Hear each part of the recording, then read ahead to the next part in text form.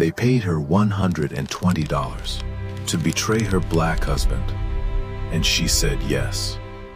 The men who made that offer rode away believing they had just purchased a killing. They thought they had bought fear, desperation, survival. What they actually bought was their own downfall. Because the quiet white woman standing in that Mississippi yard in 1873 already understood something they did not. Men like that only feel powerful until someone smarter starts using their certainty against them. By the end of that week, 14 hooded riders would enter the dark, expecting an easy kill. A lone black farmer, a quiet road, no witnesses, no consequences. Instead, they were riding into a trap built by 2 war veterans and a pregnant woman who had already decided exactly how much her fear was worth. Not $120. Mississippi Delta, 1873. Reconstruction had changed the law, but it had not changed the night. On paper, black men could vote, own land, stand as citizens. Out on the roads, the old order had simply changed form. The men who once wore Confederate gray now wore hoods, rode in silence, and answered to no one. In Sunflower County, 3 black families had already disappeared in the past year. No arrests, no trials, no questions, just silence. The kind of silence fear depends on. Daniel Cole was 36 years old, a Union veteran, a farmer, and one of the few black men in that part of Mississippi who legally owned his land. 38 acres, bought with pay earned at Vicksburg. He had not inherited it, had not been given it. He built it, worked it, paid for it. And that made him dangerous.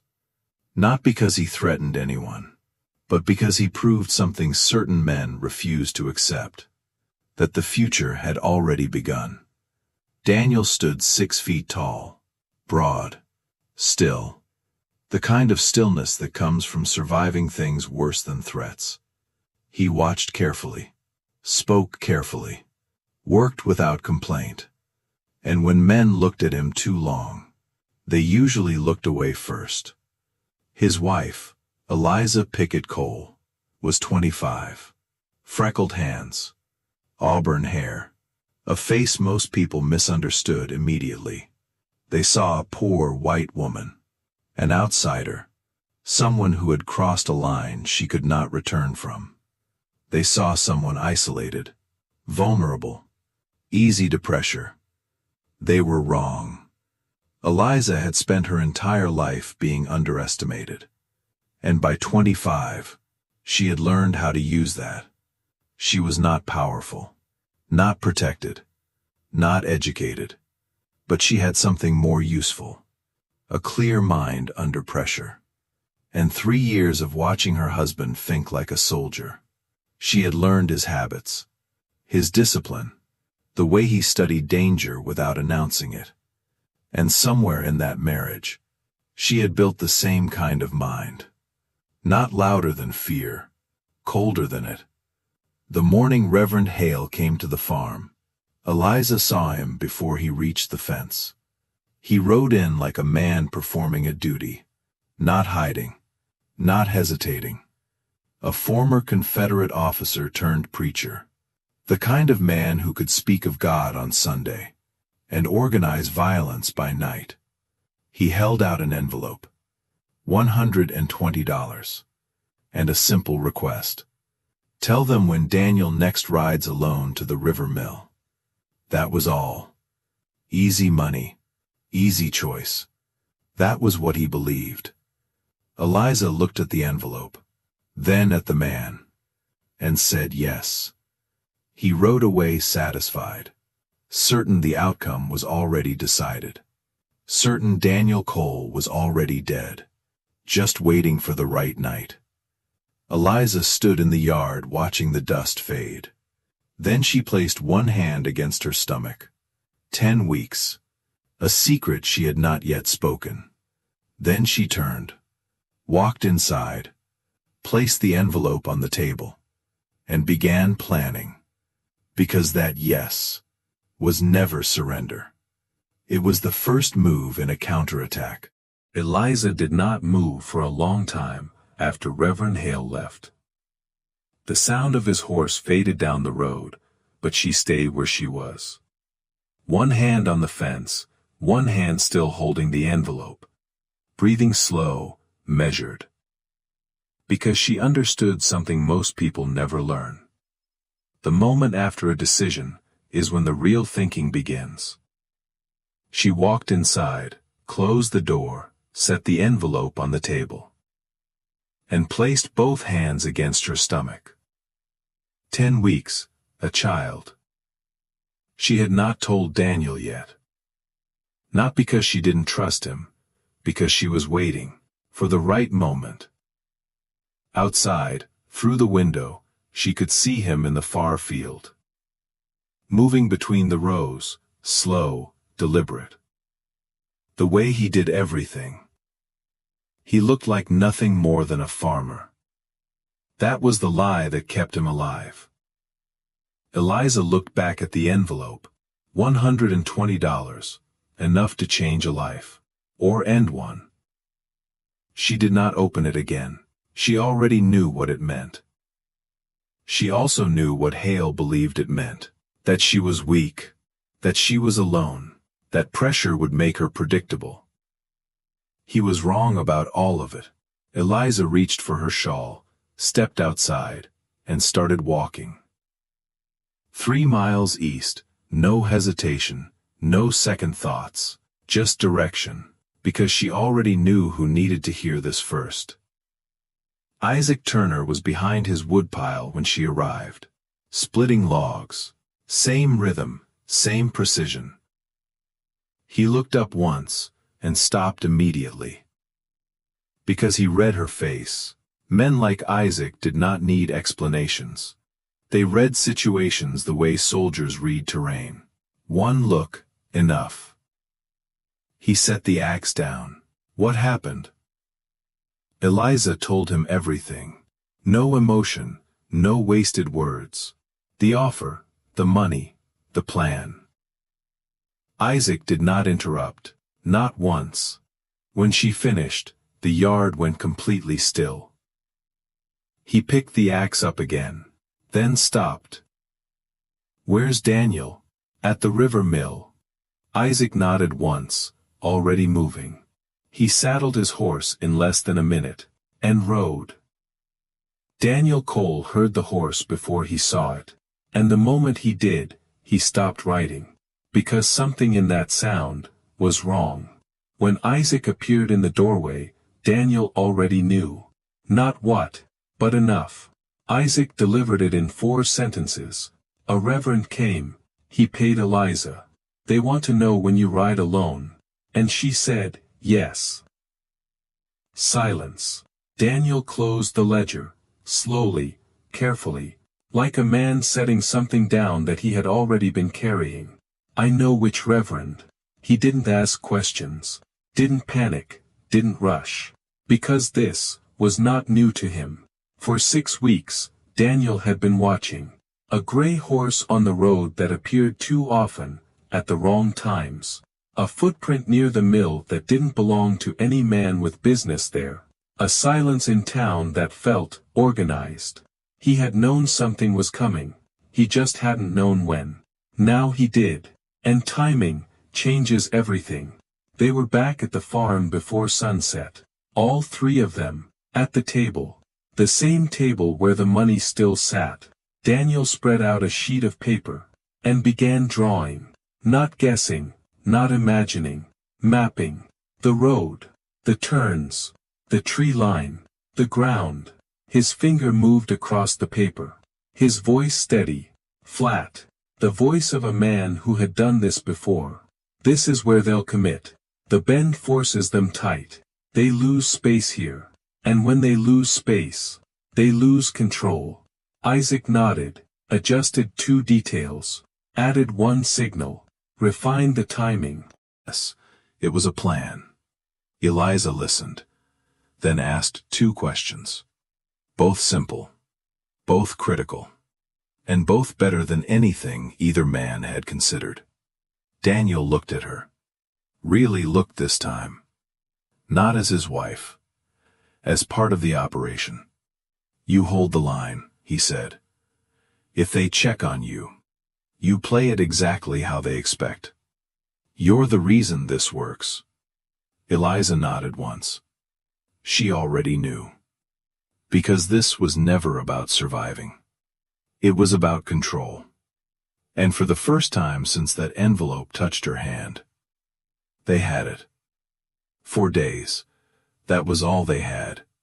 For days, to turn a trap meant for one man into something 17 riders would never forget. Reverend Hale rode back toward town satisfied. Not relieved. Not cautious. Satisfied. Because in his world, people under pressure always chose the same thing. Survival. And survival, in his mind, could always be bought.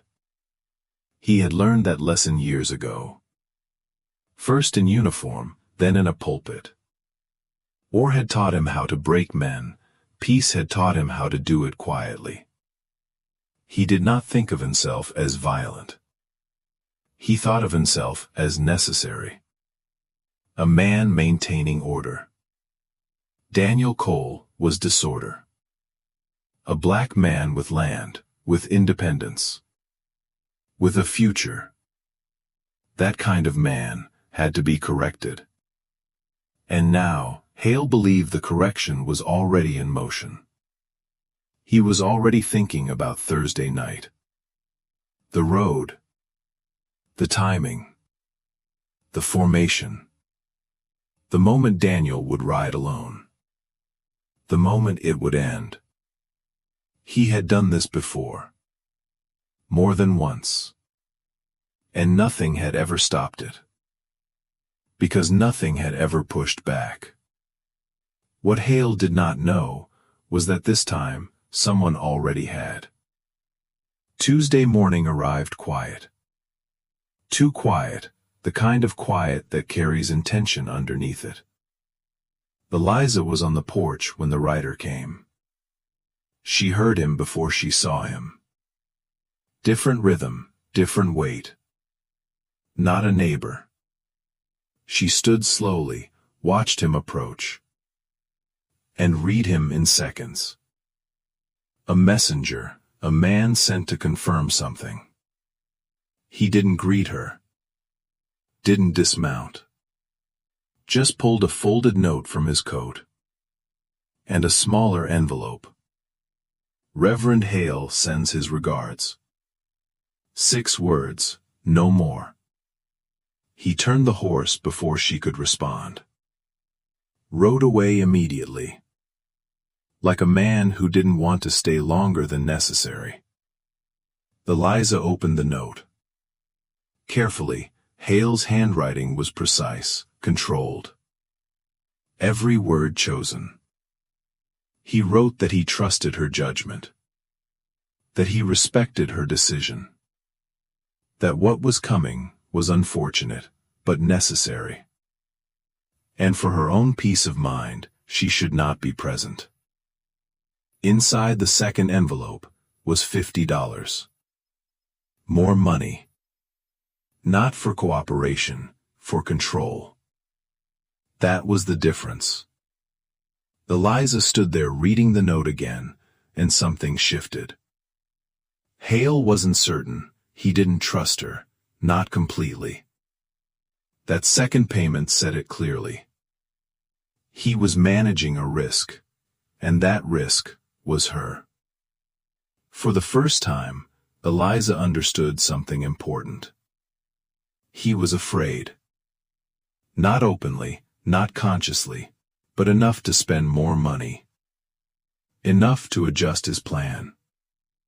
And fear is where control begins to slip. That evening, she showed Daniel the note. He read it once, then again. Slower the second time. Then he set it down, and looked at nothing for several seconds. "He's unsure," Daniel said. "He wants you gone." "Not for you, for him." Eliza nodded. She had already reached the same conclusion. That meant one thing: the plan was working. But it also meant something else. Thursday was locked. No changes, no delay. No second chances. Daniel made the decision immediately. You send word back. You agree. You prepare to leave. But you don't leave. Eliza met his eyes. And for the first time, there was disagreement. "I'm staying," she said. Daniel didn't raise his voice, didn't argue loudly. He just explained. 17 men, guns, dark. That road becomes a battlefield. He looked at her, not as a soldier. As a husband. "I need you away from that." Eliza listened. Let him finish. Then she spoke. "I need to see it end." That was all. No explanation. No emotion. Just certainty. Daniel looked at her face. And recognized it. The same expression he had seen before. The one that meant the decision was already made. They adjusted the plan. A ridge above the road. Far enough to stay hidden. Close enough to see. A compromise. But both of them knew it wasn't really one. That night, the farm went quiet early. Too early. Like something was waiting. Daniel lay awake. Listening. Counting. Running the plan again and again in his mind. Isaac did the same. 2 miles away. Adjusting angles. Distances. Timing. And Eliza slept. Steady. Calm. Like someone who had already made peace with what was coming. One day left. Thursday was coming. And none of them were turning away. Thursday came without warning. Hot. Bright. Ordinary. The kind of day that hides what it is carrying. Daniel woke before sunrise. Moved through the house the same way he always did, fed the horses, checked the water, walked the fence line. No rush, no hesitation. Because calm was part of the preparation. Eliza watched him, said nothing. They spoke about the weather, the fence, the well. Everything except the truth. Because naming it would make it real. Isaac arrived before noon, 1 extra rifle. 3 words. They're staging already. That was enough. The plan was set. By sunset, the farm went quiet. No lights, no movement. Just waiting. Daniel took his position first, tree line, just off the road. Exactly where he needed to be. Isaac moved south, near the ditch, hidden. Eliza climbed the ridge. Slow, careful. Every step deliberate. From up there, she could see everything, the road, the bend, the darkness stretching out in both directions. She stood still, one hand against her chest, 10 weeks. Then she let it go. And waited. It started with sound, not sight. Hooves, distant, then closer. Rhythm building in the dark, heavy, certain. Daniel heard it first. Counted without thinking, 1, 2, 3. He let the number settle, 14, from the ridge. Eliza saw them appear, white shapes in the dark, moving together. Reverend Hale at the front, straight-backed, confident. Like a man leading a procession, not a killing. They believed they controlled this. They were wrong. The bend came fast, too fast. The fallen log was invisible until the last moment. The lead horse saw it, and panicked. Everything broke, horses colliding, men shouting, formation collapsing. That was the moment. Daniel fired. One shot, high, not to kill, to break them. The sound exploded in the night. The horses reacted instantly. Fear took over. The formation dissolved in seconds. Men shouting over each other, horses turning, no control. Isaac moved next, second position. Another shot, different angle. Confusion turned into panic. No one knew where the fire was coming from. They tried to regroup, tried to push forward, but the road betrayed them. Too narrow, too tight, every move made it worse. One horse hit the ditch, went down hard, rider thrown. Another turned too fast, collided, more chaos. This was not a fight, it was control. Daniel and Isaac moved like they had done this before, because they had. Every shot, placed, timed, measured. Not rage, not revenge, precision. From the ridge, Eliza watched it unfold. Every second, every movement. She saw Hale lose control, saw his horse rear, then throw him.